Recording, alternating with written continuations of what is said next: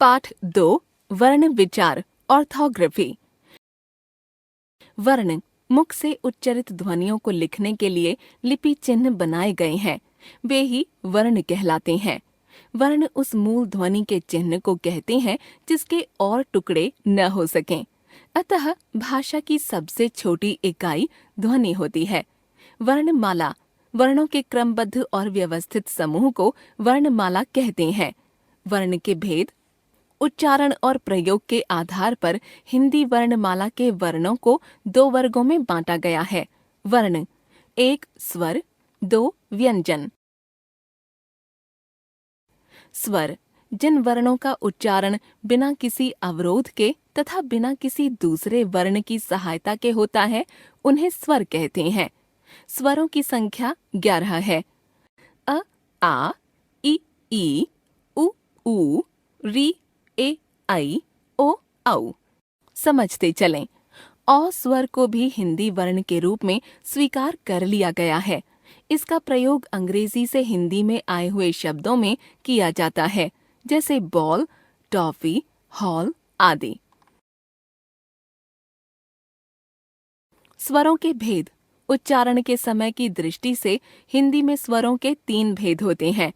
ह्रस्व स्वर जिन स्वरों के उच्चारण में सबसे कम समय लगता है अथवा एक मात्रा का समय लगता है, वे ह्रस्व स्वर कहलाते हैं। इन्हें मूल स्वर भी कहते हैं। ये 4 हैं: अ, ई, उ, री। दीर्घ स्वर जिन स्वरों के उच्चारण में ह्रस्व स्वरों से दुगुना समय लगता है अथवा 2 मात्राओं का समय लगता है, वे दीर्घ स्वर कहलाते हैं। ये 7 हैं: आ, ई, उ, ए, आई, ओ, औ। प्लुत स्वर जिन स्वरों के उच्चारण में सबसे अधिक समय लगता है, यानी 3 मात्राओं का समय लगता है, वे प्लुत स्वर कहलाते हैं। इनका प्रयोग किसी को दूर से बुलाने तथा मंत्र पढ़ने आदि के लिए होता है, जैसे अरे, ओ, ओम। स्वरों की मात्राएं जब स्वरों का प्रयोग व्यंजनों के साथ किया जाता है, तब स्वरों के मात्रा रूप का प्रयोग किया जाता है। अस्वर को छोड़कर प्रत्येक स्वर की मात्रा होती है। स्वरों के मात्रा रूप इस प्रकार हैं: स्वर, मात्रा। उदाहरण: अ कोई मात्रा नहीं, मरहम। आ की मात्रा, मानव। ई की मात्रा, मिठाई। ई की मात्रा, मीनार। उ की मात्रा, मुर्गी। ऊ की मात्रा, मूली। री की मात्रा, मृग। ए की मात्रा, मेला। ए की मात्रा, मैदान। ओ की मात्रा, मोदक। औ की मात्रा, मौली। समझते चलें।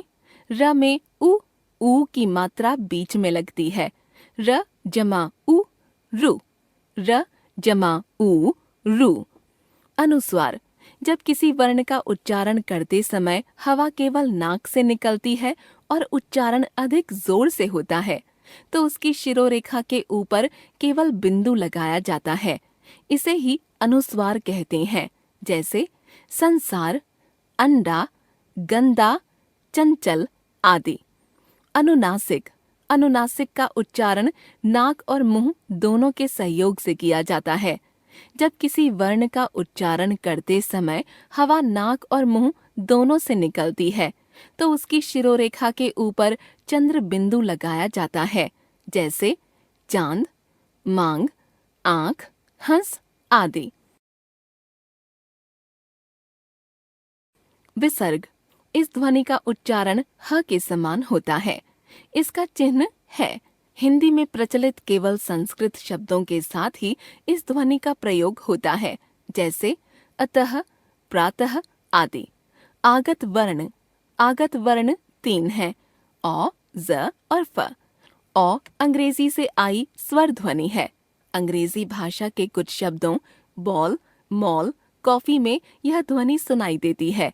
ज, फ व्यंजन ध्वनियाँ अरबी, फारसी और अंग्रेजी के शब्दों में सुनाई देती हैं, जैसे मेज, कागज, फोन आदि। व्यंजन जिन वर्णों का उच्चारण करते समय मुख से निकलने वाली वायु के मार्ग में रुकावट आती है, उन्हें व्यंजन कहते हैं। व्यंजनों के स्पष्ट उच्चारण में स्वरों की सहायता लेनी पड़ती है। 35 प्रचलित व्यंजन इस प्रकार हैं। क, ख, ग, घ, अंग का वर्ग। च, छ, ज, झ, इया च वर्ग। ट, ठ, ड, ढ, ण, ड़, ढ, ट वर्ग। त, थ, द, ध, न त वर्ग। प, फ, ब, भ, म प वर्ग। य, र, ल, व, श, श, स, ह। व्यंजनों के भेद। उच्चारण स्थान के आधार पर व्यंजनों के 3 भेद होते हैं। स्पर्श व्यंजन जिन व्यंजनों का उच्चारण करते समय जीभ, कंठ, तालु, मूर्धा, दांतों या ओंठों का स्पर्श करती है, उन्हें स्पर्श व्यंजन कहा जाता है। ये संख्या में 25 हैं। क वर्ग, च वर्ग, ट वर्ग, त वर्ग और प वर्ग के सभी व्यंजन स्पर्श व्यंजन हैं। अंतःस्थ व्यंजन जिन व्यंजनों का उच्चारण स्वरों और व्यंजनों के मध्य होता है, उन्हें अंतःस्थ व्यंजन कहते हैं। ये संख्या में 4 हैं। य, र, ल, व। ऊष्म व्यंजन इनका उच्चारण करते समय मुख की वायु ऊष्मा गर्मी पैदा करती है, इसलिए इन्हें ऊष्म व्यंजन कहते हैं। ये भी संख्या में 4 हैं। श, श, स, ह। अन्य व्यंजन संयुक्त व्यंजन 2 व्यंजनों के मेल से बने संयुक्त वर्ण ही संयुक्त व्यंजन कहलाते हैं। ये भी 2 तरह के होते हैं।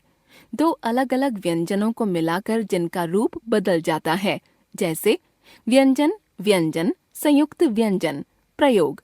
क जमा श, क्ष। अक्षर शिक्षा। त जमा र, त्र। नक्षत्र त्रिशूल। ज जमा इया, ज्ञ। ज्ञान विज्ञान। श जमा र, श्र। श्रवण श्रीमान। एक स्वर रहित व्यंजन को दूसरे स्वर युक्त व्यंजन से मिलाकर संयुक्त व्यंजन बनाए जाते हैं, हालांकि इनका रूप नहीं बदलता है, जैसे व्यंजन, व्यंजन, संयुक्त व्यंजन। प्रयोग। प जमा य, प्य, प्यारा। श जमा व, श्व, श्वास। क जमा त, क्त, रक्त। द जमा य, द्य, विद्या। ट जमा र, ट्र, ट्रेन। द्वित्व व्यंजन जब स्वर रहित व्यंजन अपने ही समान स्वर युक्त व्यंजन के साथ संयुक्त रूप से बोले जाएं, तो वे द्वित्व व्यंजन कहलाते हैं, जैसे व्यंजन, व्यंजन, द्वित्व व्यंजन। प्रयोग। च जमा च, च। बच्चा, कच्चा। क जमा क, क। पक्का, मक्का। ट जमा ट, ट। लट्टू, खट्टा। प जमा प, प। चप्पल, थप्पड़। र के विभिन्न रूप। र व्यंजन अपने मूल रूप में तथा अन्य व्यंजनों के साथ संयोग करने, जुड़ने पर मात्रा के रूप में प्रयोग किया जाता है। र अपने मूल रूप में रास्ता, रस्सी, रघुनाथ। रेफ जब र स्वर रहित होता है तब वह रेफ कहलाता है तथा अपने से अगले वर्ण के ऊपर लगाया जाता है, जैसे र जमा य, र्य। स जमा उ, जमा र, जमा य, जमा अ, सूर्य। र जमा त, अर्थ। व जमा अ, जमा र, जमा त, जमा अ, जमा न, जमा ई, वर्तनी। इसे पदेन कहते हैं। जब र से पहले वाला व्यंजन स्वर रहित होता है तब व्यंजन को पूरा लिखा जाता है तथा र को उसके पैर में लगाया जाता है, जैसे प जमा र, जमा अ, प्र, प जमा र जमा अ जमा भ जमा आ, प्रभा, क जमा र जमा अ, क्र, क जमा र जमा अ जमा म जमा अ, क्रम। जो व्यंजन नीचे से गोल होते हैं उनके साथ र को इस प्रकार लगाया जाता है, जैसे ट जमा र जमा अ, ट्र, ट्रेन, राष्ट्र, ड जमा र जमा अ, ड्र, ड्रम, ड्रामा। श के साथ र जुड़ने पर श्र हो जाता है तथा स के साथ र का संयोग होने पर स्र बन जाता है, जैसे श जमा र जमा अ, श्र, श्रीमान, श्रीकांत।